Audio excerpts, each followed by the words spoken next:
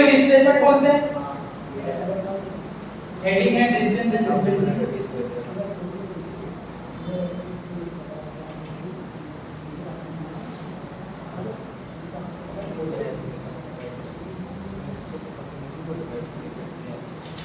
देखो ध्यान रखो, अगर मान लो आपको पॉइंट ए से पॉइंट बी जाना हो, ये आपका एक्चुअल पाथ है। ये क्या है? मान लो आपने ये पाथ लिया।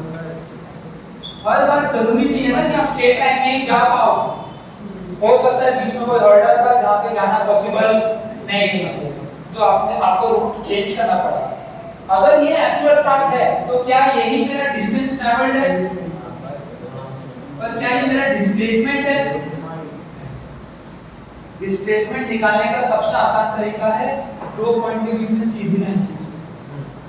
स्ट्रेट लाइन ही उनके बीच का स्मॉलेस्ट डिस्टेंस डिफाइन करता है, उनके बीच का स्मॉलेस्ट डिस्टेंस, जिसको मैं डिस्प्लेसमेंट ही बोलता हूं। Displacement is nothing but smallest distance. ये बात पता है? तो डिस्प्लेसमेंट हमेशा डिस्टेंस से स्मॉल होगा या ज्यादा से ज्यादा बराबर हो सकता है। हो सकता है कि आप यहीं से गए तो आपका डिस्टेंस ट्रैवल्ड और डिस्प्लेसमेंट दोनों सेम। ये एक एक्सट्रीम कंडीशन है, हमेशा उसके अलावा डिस्टेंस डिस्प्लेसमेंट डिस्टेंस से कम होगा। बराबर हुआ मतलब एक्सट्रीम कंडीशन। बस ये कंडीशन आपको पता है, बेसिक कंडीशन बता रहा हूं, ठीक है? डिस्प्लेसमेंट डिस्टेंस से कम ही होगा या तो ज्यादा से ज्यादा उसके बराबर होगा। उससे ज्यादा होना पॉसिबल, अगर उससे ज्यादा तो डिस्प्लेसमेंट नहीं, क्योंकि displacement is nothing but shortest distance. चलो एक लॉजिकल सवाल पूछूं, मुझे एक बात बताओ।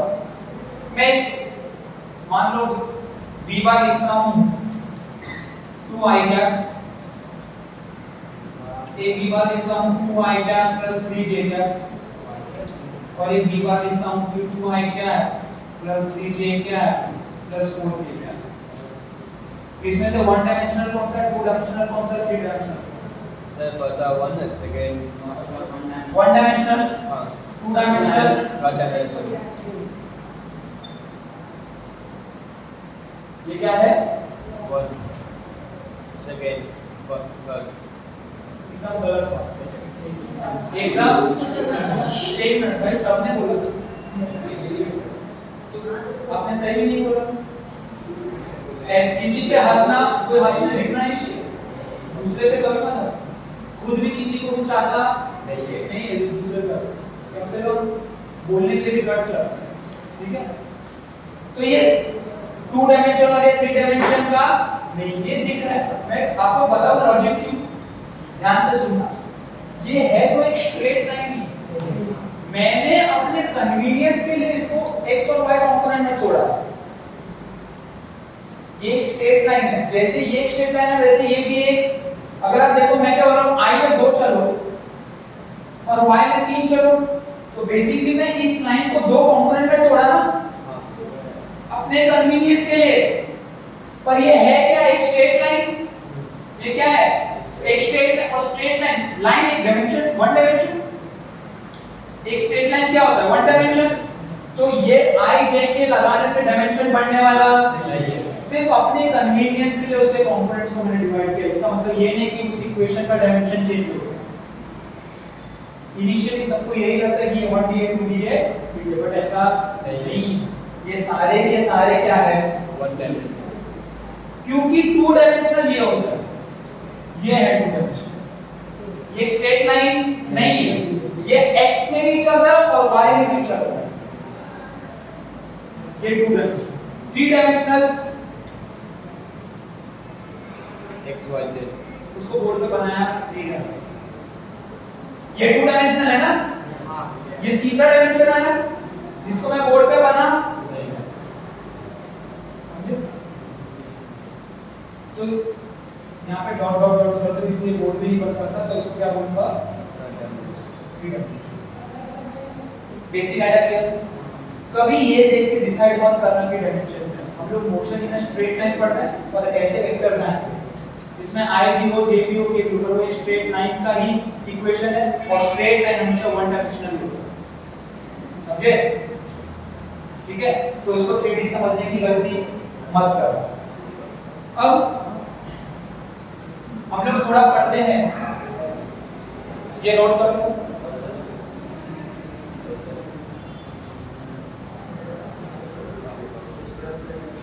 ये लिख लिया क्या आपने? हाँ।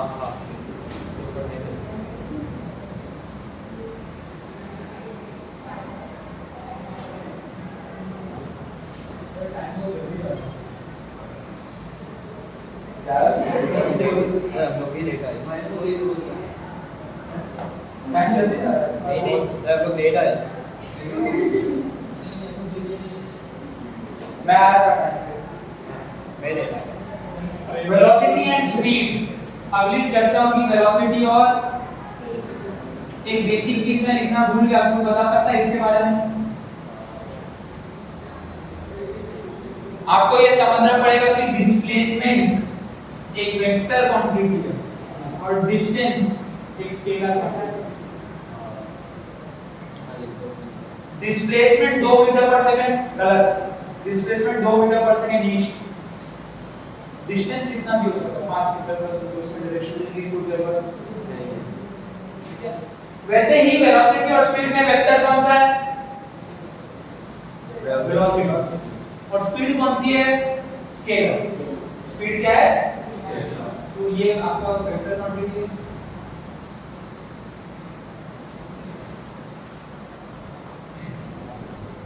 चलो पहले थोड़ा सा स्पीड देखते हैं। स्पीड में हम दो पढ़ेंगे, एवरेज स्पीड और इंस्टेंटेनियस स्पीड। एवरेज स्पीड और इंस्टेंटेनियस।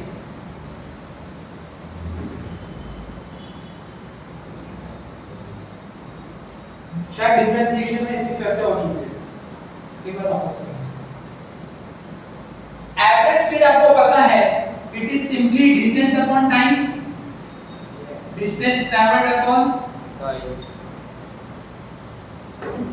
Time taken. इसको मैथमेटिकल भाषा में मैं delta x upon delta t भी लिखता हूं, delta x upon delta t, ठीक है? इंस्टेंटेनियस स्पीड मतलब क्या होता है, ध्यान से सुनो। जब आप A से B जा रहे हो, मान लो A आपका और B के बीच में 100 किलोमीटर का डिस्टेंस है। कितना डिस्टेंस है? 100 किलोमीटर। और मान लो आपको 2 घंटे लगे A से B में 50 किलोमीटर का, 50 किलोमीटर एवरेज स्पीड है। A से B के बीच में ऑन एन एवरेज वो 50 किलोमीटर पर आवर से चल रहा होगा, तब जाके 100 किलोमीटर में 2 घंटे में कवर होगा। पर एवरेज स्पीड ये गारंटी नहीं देता कि वो मान लो 28वें मिनट में उसकी स्पीड क्या है। मुझे ये जानना, मुझे इंस्टेंट की स्पीड जाननी है, एवरेज स्पीड नहीं जाननी। ये एवरेज स्पीड बता रहा है। इसका कहना क्या पता है कि आपने A से चालू किया, चालू करते या 50 किलोमीटर पर आवर की स्पीड पे चले गए, पूरा 50 किलोमीटर पे चले और उसी पे बंद कर दिया। ये एवरेज बता रहा है, उसी को मैं एवरेज बोलता हूं। एवरेज मतलब शायद उससे ज्यादा भी गया होगा, शायद उससे कम भी गया होगा। ऑन एन एवरेज 50 है। क्रिकेट देखते हो, उसमें कोई बैट्समैन का एवरेज आता है। एवरेज मतलब आप होप करते हो चलो इतना रन तो ये बनाएगा, इसका एवरेज है भाई, इतना तो बना लेता है। एवरेज को खुद कैसे आया? किसी में ज्यादा बनाया होगा, किसी में कम, तब उसका क्या एवरेज बना। पर मुझे इंस्टेंट की बात करनी है कि इस इंस्टेंट पे वो किस स्पीड पे था। ये भी अगर ध्यान से देखो, इसको थोड़ा मैग्नीफाई करते हैं यहाँ पे। यूजुअली मैं ऐसे समझाना प्रेफर करता हूं। ए से बी जा रहे हो, A से B जाने के लिए आपको कुछ स्पीड एवरेज आ गई तो क्या डिस्टेंस अपॉन टाइम मुझे A से B के बीच का स्पीड बता रहा है। मान लो मैंने आधा कर दिया, अब मैंने आधा डिस्टेंस अपॉन टाइम लिया, क्या मुझे speed between A and B dash आ रहा है? क्या मुझे speed between A and C आ रहा है? ए सी। अब क्या आ रहा है मुझे speed between A and C, B B dash C. मान लो distance between A and D, distance between A and E, distance between A and speed between A and F, speed between A and A, मतलब speed eight ए। देखो ध्यान से सुनो, मान लो ये आपका पॉइंट ए है, ये पॉइंट बी है। आपने कोई डिस्टेंस ट्रैवल किया, आपने जब डिस्टेंस ट्रैवल किया आपको एवरेज स्पीड आ गई। मुझे इस इंस्टेंट का स्पीड क्या है, इस इंस्टेंट पे स्पीड क्या है। मैंने क्या किया, मैंने अपना रिकॉर्डिंग यहां से शुरू किया, यहां तक किया। क्या मुझे एवरेज स्पीड बिटवीन, मान लो ये नया a डैश और b dash, a dash b dash आ गया, क्या मुझे इस और इस स्पीड के बीच का स्पीड आ गया? मैंने क्या बोला, एवरेज क्या बता कि आपने 50 पे शुरू किया होगा, पूरा गए होंगे 50 तक और 50 पे रोक दिया। ये भी क्या हर इंस्टेंट का स्पीड 50 बता रहा है मुझे? ये खुद में भी एक इंस्टेंटेनियस स्पीड का ही अमलगेशन है, बहुत सारे इंस्टेंट स्पीड का एडिशन है। बट मुझे पता है कि ये एवरेज है, तो ये इंस्टेंट की स्पीड मुझे सही से नहीं पता, क्योंकि ऐसा हो ही नहीं सकता कि मैं पूरे दौरान 50 से चला। क्या अगर मैं इन दो के बीच का एवरेज ले लूं, तो इन दो के बीच के हर इंस्टेंट का मुझे स्पीड मिल जाएगा। इन दो के बीच का एवरेज स्पीड ले लूं, तो क्या इन दो के बीच का हर स्पीड मिल जाएगा? इन दो के बीच का एवरेज स्पीड ले लूंगा तो इन दो के बीच का हर एक इंस्टेंट का स्पीड मिल जाएगा। अगर मैं इसका और एकदम छोटे डिस्टेंस इसका ले लूं, तो क्या मुझे उस इंस्टेंट का स्पीड पता चल जाएगा? मैंने सिर्फ एवरेज स्पीड ही निकालना है, टाइम छोटा करते देखें। जैसे शुरू किए मैंने बोला बस रुक जाओ, इतने तक का निकालो, तो आपने बोला इतना डिस्टेंस छोटा सा कवर किया छोटे से टाइम में, ये मेरा स्पीड है। सवाल ये है कि इतने छोटे से टाइम में आप स्पीड चेंज ही नहीं कर सकते, इसीलिए उसको इंस्टेंटेनियस स्पीड मान लिया जाता है। स्पीड चेंज करने के लिए तो टाइम चाहिए ना, मैंने आपको टाइम दिया ही नहीं कि आप स्पीड चेंज करो। यहां से यहां तक का आपका टाइम था, यहां से और यहां के बीच में आपके पास टाइम था। देखा जाए तो कायदे से 50 ही होना चाहिए, तभी 2 घंटे में 100 किलोमीटर जाएगा। पर क्योंकि मैंने बहुत टाइम दिया था, तो आप स्पीड कम ज्यादा कर सकते हो। अब मैं बोल रहा हूं कि इस इंस्टेंट और इस इंस्टेंट के बीच का स्पीड निकालो। मान लो एक आपने डिस्टेंस ट्रैवल किया dx और टाइम लगा dt, speed is distance upon time. क्या ये स्पीड इस छोटे से इंस्टेंस के बीच का एवरेज स्पीड बता रहा है? अगर दूर से देखो तो एक सिंगल पॉइंट ही है, दूर से देखो तो ये, तो मैं इस सिंगल पॉइंट का इंस्टेंटेनियस स्पीड ही बता रहा हूं। मैं इसको क्या लिखता हूं पता है? देखो अब आपको समझ डेल्टा टी मतलब वो टाइम आपने जब खत्म किया माइनस टाइम शुरू किया, 2 पॉइंट के बीच का टाइम जो आपको लगा। अगर मैं उसी टाइम को बहुत कम कर दूं, लगभग 0 के बराबर, लगभग किसके बराबर, तो आपने एक छोटा सा डिस्टेंस ट्रैवल किया, डेल्टा डी बन गया। डेल्टा मतलब कैपिटल डी और ये स्मॉल डी अपॉन ये dt हो गया, क्योंकि टाइम का चेंज भी बहुत छोटा है। इसी को मैं क्या बोलता हूं? Instantaneous speed. क्या बोलता हूं? जहां पे x आपका डिस्टेंस है जो आपने अब डिफरेंशिएट किया। क्या किया? Differentiate with respect to. अगर आपको डिफरेंशिएशन का क्लास याद है, मैंने पहले ही बोला था डिफरेंशिएशन मतलब क्या, dy by dx मतलब अगर x में छोटा सा चेंज तो y में कितना चेंज, यही डेफिनेशन था। अगर x में छोटा सा चेंज तो y में कितना चेंज, इसी को तो डिफरेंशिएशन बोलते हैं। अगर आपने t को थोड़ा सा ही चेंज किया, कितना, लगभग 0 के बराबर, मतलब t को चेंज नहीं किया, ऐसा मान लो t को चेंज, तो उस दौरान आपने कितना डिस्टेंस ट्रैवल कर दिया, वो उस इंस्टेंट की स्पीड होगी। वो किसकी स्पीड होगी? उस इंस्टेंस की स्पीड। तो आपको ये ध्यान में रखना है कि अगर एवरेज स्पीड मांगा, क्या मांगा? एवरेज। तो डेल्टा x पर डेल्टा t का आपने कितना डिस्टेंस ट्रैवल किया उसमें कितना टाइम लगा, सिंपल। अगर एक इंस्टेंट का स्पीड मान लिया, find the speed at t = 3 second, तो आपको डिस्टेंस के इक्वेशन को टाइम से डिफरेंशिएट करना है और t को माइनस से। क्लियर? चलो एक दो सवाल करेंगे तो आपको समझ में आ जाएगा। ऐसे ही एवरेज वेलोसिटी की होता है, मिटा दो। ऐसे ही क्या होता है वेलोसिटी,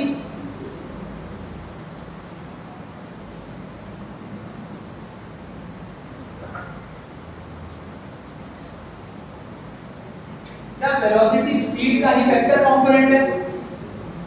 हाँ। वेलोसिटी स्पीड का ही वेक्टर, मतलब स्पीड स्केलर था, उसी में डायरेक्शन दे दिया तो उसी को वेलोसिटी बोलता हूं। अब यहां सुनो, इसमें भी दो है, पहला एवरेज देख लो। एवरेज वेलोसिटी इज, यहां पे क्या था, डिस्टेंस अपॉन टाइम था। डिस्टेंस का ही वेक्टर क्या डिस्प्लेसमेंट होता है, तो यहां पे डिस्प्लेसमेंट अपॉन टाइम होगा। यहां पे क्या आ जाएगा, देखो डिस्प्लेसमेंट एक वेक्टर क्वांटिटी है, यहां डिस्प्लेसमेंट एक वेक्टर, तो आंसर ये वेक्टर है। अब इंस्टेंटेनियस वेलोसिटी की अगर मैं बात करूं, इंस्टेंटेनियस मतलब डिफरेंशिएट विद टाइम, इंस्टेंटेनियस मतलब डिफरेंशिएट विद टाइम। x लिखूं कि s बार लिखूं,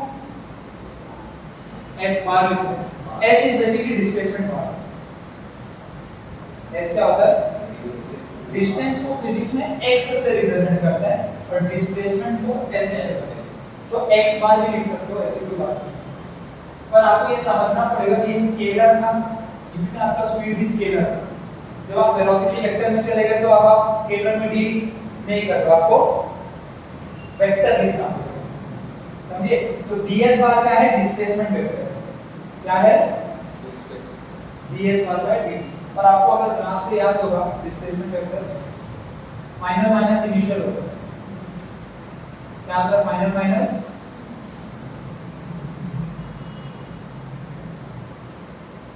इसके ऊपर डिटेल में चर्चा कर चुके हैं। डिस्प्लेसमेंट वेक्टर क्या होता है, फाइनल माइनस इनिशियल। तो ये वेक्टर यहां पर आएगा।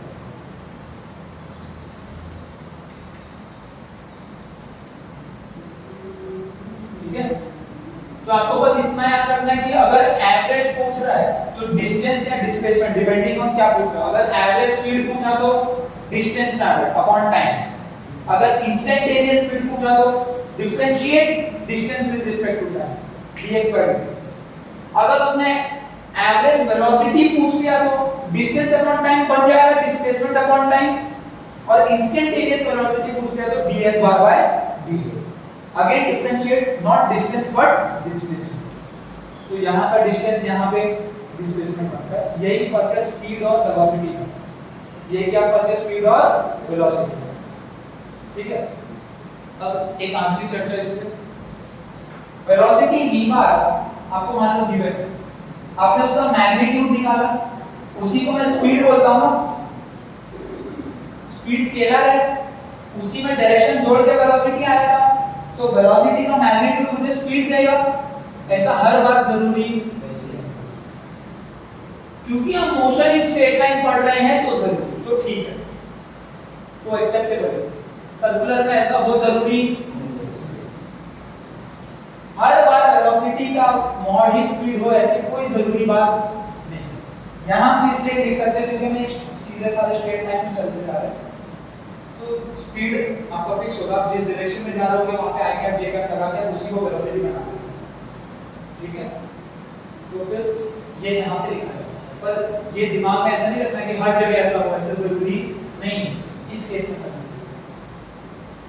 ये बेसिक स्पीड एंड वेलोसिटी। कोई डाउट है तो पूछ लो, अभी पूछ लो, घर लेके नहीं जाना है डाउट, इंपॉर्टेंट है, बार बार आएगा पता। कोई नहीं पूछा मतलब समझ में आ गया, नहीं समझे तो मैं फिर समझाऊंगा, लेकिन घर लेके डाउट जाने की कोई जरूरत नहीं। वापस समझाओ।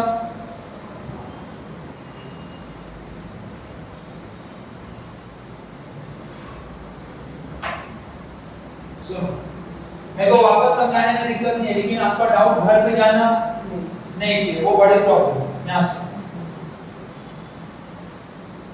ए से बी ट्रैवल कर रहे थे, डिस्टेंस मान लो x था और टाइम लगा t। डिस्टेंस क्या था x, टाइम लगा t। मैंने निकाल लिया average speed between a and b x by t। Speed is distance upon time, तो average speed is x by। अगर मैं इसकी मानूं तो मैं a से b के दौरान पूरा टाइम x by t में चल रहा था, पूरा टाइम x by t में चल रहा था। पर ये बात मुझे एक्सेप्टेबल, ये डाइजेस्ट नहीं हो रही है, क्योंकि मुझे पता है ऐसा पॉसिबल नहीं है। मेरे पास बहुत टाइम था, हो सकता है बीच में तेज चला गया, हो सकता है बीच में स्लो चला गया, पर ये बता क्या रहा है, बता तो यही रहा है कि यहां से लेकर यहां तक की स्पीड आपकी x by t है।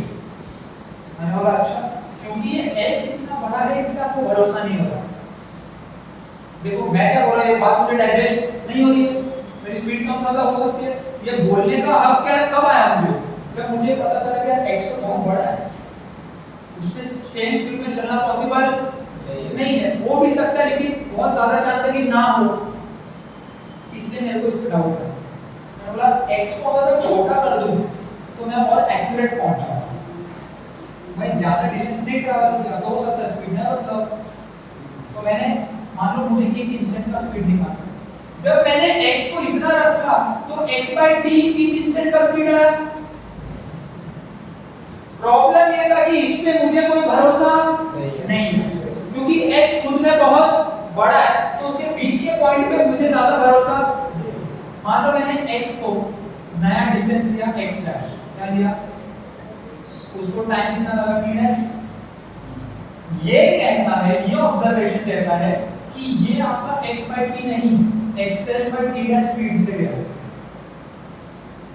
ये ऑब्जर्वेशन क्या बोल रहा है कि average speed between a dash and b dash is x dash by t dash.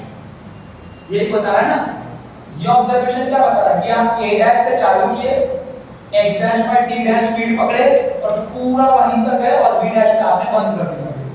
ये बता रहा है, मतलब इस ऑब्जर्वेशन पे जाए तो इसकी जो नई velocity x dash by t dash आ गई, नई स्पीड।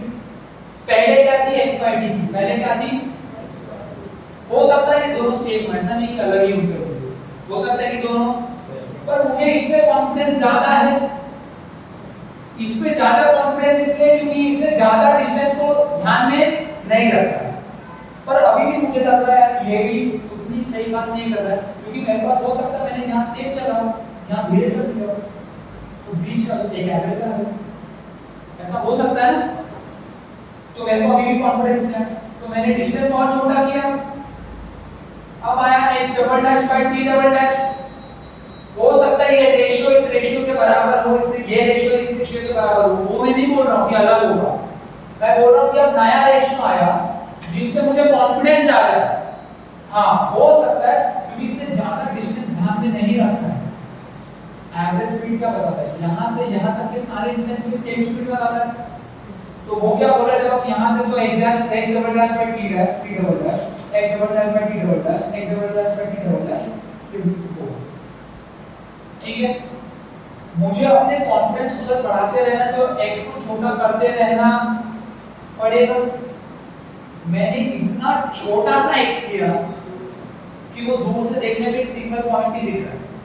वो पॉइंट मेरा ये है जिसका मैं स्पीड निकालने की कोशिश, तो बहुत छोटा सा x किया, कितना dx, कितना dx, उस पर टाइम कितना आया मुझे dt, उस dx को कवर करने के लिए टाइम कितना आया dt, समझे। dx को कवर करने के लिए टाइम कितना आया, क्या ये वो वेलोसिटी है जिसमें मुझे सबसे ज्यादा कॉन्फिडेंस है। और मैं बोल रहा हूं कि dt बहुत छोटा है, ऑलमोस्ट अप्रोचिंग टू 0, मतलब आपने ज्यादा टाइम दिया ही नहीं उसको, एकदम छोटे से इंस्टेंट के लिए आपने उसको रोक दिया और बोला आप जो डिस्टेंस छोटा सा आया है उसमें छोटा सा टाइम डिवाइड करो। तो ओके, मान लो ये पॉइंट है, बहुत मैग्नीफाई करते हैं, मान लो स्केल को मैग्नीफाई किया ये पॉइंट और आपने dx ले लिया, ये बहुत मैग्नीफाई करने के बाद dx ले लिया, तो आप बोल सकते हो मेरे पास तो इतना टाइम है ही नहीं कि मैं अपनी स्पीड चेंज कर सकूं। मेरे पास इतना टाइम ये थी क्योंकि स्पीड चेंज करने में टाइम लगेगा ना, डिसेलरेट होगा, ब्रेक लगेगा, तब जाके स्लो होगा या फास्ट होगा। ये इतना छोटा टाइम है कि मान लो कि सब इंस्टेंट पे सेम ही टाइम रहा होगा, सब इंस्टेंट पे, तो मैंने उस इंस्टेंट का सबसे एक्यूरेट मेजरमेंट ले लिया, उस इंस्टेंट का सबसे एक्यूरेट मेजरमेंट ले लिया। अब क्लियर? अब किसी का डाउट उधर जा रहा है कि अभी क्लियर है? जा रहा है डाउट? कॉन्फिडेंट लिखो, ठीक है? यही है इंस्टेंटेनियस और एवरेज में डिफरेंस। इंस्टेंटेनियस देखा जाए तो एवरेज ही है छोटे से टाइम के लिए, इंस्टेंटेनियस एवरेज ही है छोटे से टाइम के लिए, समझे? अगर टाइम डिस्टेंस बहुत छोटा कर दूं तो इंस्टेंट वही एवरेज इंस्टेंटेनियस में बदल जाता है, और वही टाइम बड़ा कर दूं तो इंस्टेंटेनियस एवरेज में बदल जाता है। कर एक ही चीज है, आपका जो देखने का टाइम पीरियड है वो कम जा रहा है, बिल्कुल ये एकदम ही हल्का था।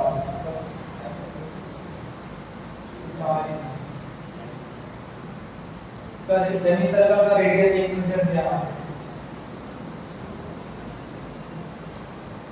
सेमी सर्कल का रेडियस 1 मीटर दिया है, और वो पॉइंट ए से बी में जा रहा है, एक पार्टिकल ए से बी में जा रहा है, और वो जा रहा है 1 मीटर पर सेकंड की रफ्तार से,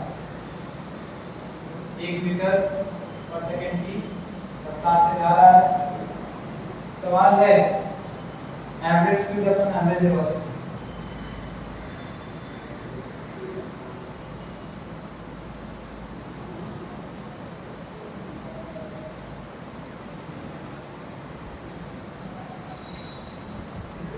बेसिक सवाल है, कर लो।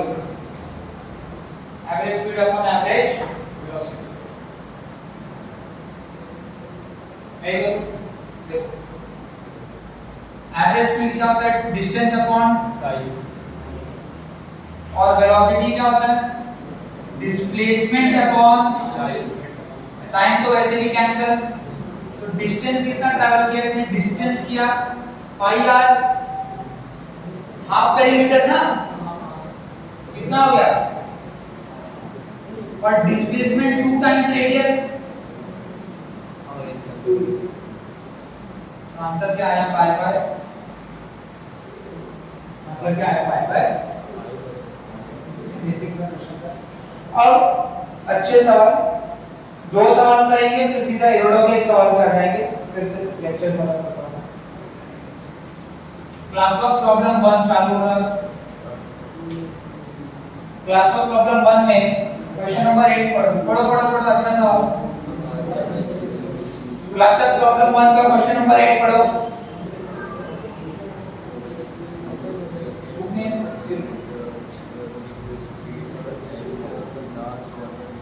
क्लास वर्क प्रॉब्लम 1 में क्वेश्चन 8 पढ़ो, अच्छा क्वेश्चन, समझा सवाल? एक बार और पढ़ो और उसमें कुछ बनाओ, डायग्राम बनाओ, कुछ इक्वेशन लिखो। चलो एक मैं कर देता हूं, 9वां आपको करना पड़ेगा।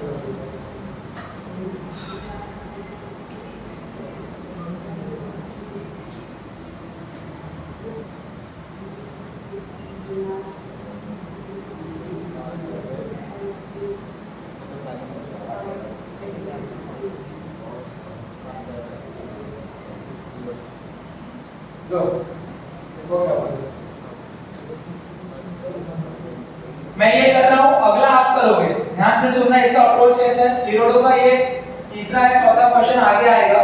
क्वेश्चन नंबर 17 दिख रहा है आपको? 17 वही इरोडो का सवाल है जो मैं क्लास में कराऊंगा, बाकी आपको करना है। अगर आप ध्यान से देखो तो मैं इसको मिटा रहा हूं, अच्छा सवाल है ये, ऐसे सवाल आते हैं एग्जाम में। जेई मेंस एडवांस में तो नहीं आया, मेंस में आता है। देखो, a car travels with v1 speed for 1/3 of the distance, second 1/3 with v2 speed and last 1/3 with v3 speed. Find the average speed. मान लो उसने A से B में कितना डिस्टेंस ट्रैवल किया?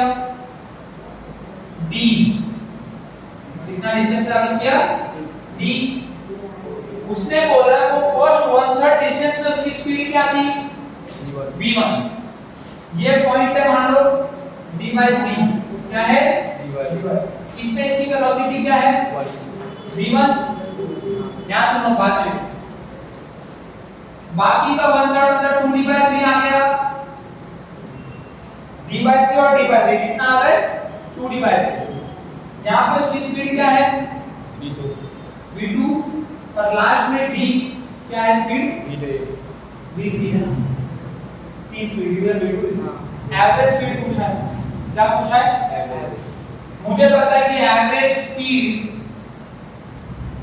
Is equal to distance upon आना बोलेगा basic बात बता रहा हूं कोई बड़ी बात टोटल डिस्टेंस है उसने d ट्रैवल किया अब मुझे टाइम जानना है यहां से यहां तक आने का क्या करना है टाइम अगर आप ध्यान से देखो तो टाइम क्या डिस्टेंस अपॉन स्पीड होता है टाइम क्या होता है डिस्टेंस अपॉन स्पीड यहां तक टाइम जो लगा होगा वो distance upon speed d/3 v1 लगा होगा डिस्टेंस अपॉन स्पीड समझे यहां तक कितना टाइम लगा होगा d/3 v1 d/3 v2 ये टाइम लगा होगा प्लस ये टाइम क्या लगा होगा d/3 v3 d/3 अब देखो d से d से d से d सब कैंसिल सर वो बी हुए ना हां सर d सारे कैंसिल हो गए अगर आप देखो 3 कॉमन ले सकते हो 1/3 कॉमन 3 ऊपर आ जाएगा तो 3 upon 1/v1 plus 1/v2 plus इसको सॉल्व करते हैं अगर इन दोनों को सॉल्व किया तो ऊपर आता है v1 plus v2 upon v1 v2 है ना प्लस 1/v3 इसको सॉल्व करो v1 v3 plus v2 v3 plus v1 v2 upon v1 v2 v3 जो ऊपर जाके बन गया v1 v2 v6 इसका टाइम कर दो देखो इसको सॉल्व कैसे करते ये डिस्टेंस मान ये मान लो a से b जा रही है तो टाइम कितना लग रहा है टोटल t टोटल टाइम कितना लग रहा है t मान लो जब टाइम 1/3 था मतलब t 1/3t था t/3 तब आपकी स्पीड क्या थी v1 2t/3 में आपकी स्पीड क्या थी v2 और लास्ट में आपकी स्पीड क्या थी v3 क्या average speed distance upon time अगर total distance travel upon time देगा मुझे इतना पता है कि टोटल t टाइम लग रहा है डिस्टेंस निकालना डिस्टेंस क्या होता है स्पीड इनटू टाइम मतलब इस स्पीड के लिए इतने टाइम में उसने क्या कितना डिस्टेंस ट्रैवल किया होगा स्पीड इनटू टाइम तो स्पीड इनटू टाइम क्या इतना डिस्टेंस ट्रैवल किया उसने पहले स्पीड इनटू टाइम 1/3 टाइम के लिए v1 स्पीड था ना उसका 1/3 टाइम के लिए v1 स्पीड था फिर अगले 1/3 टाइम के लिए उसका v2 स्पीड था और लास्ट 1/3 टाइम के लिए उसका v3 था ध्यान से देखो तो t कॉमन आके कैंसिल हो जाएगा और लास्ट में क्या बचेगा v1 plus v2 plus v3 bye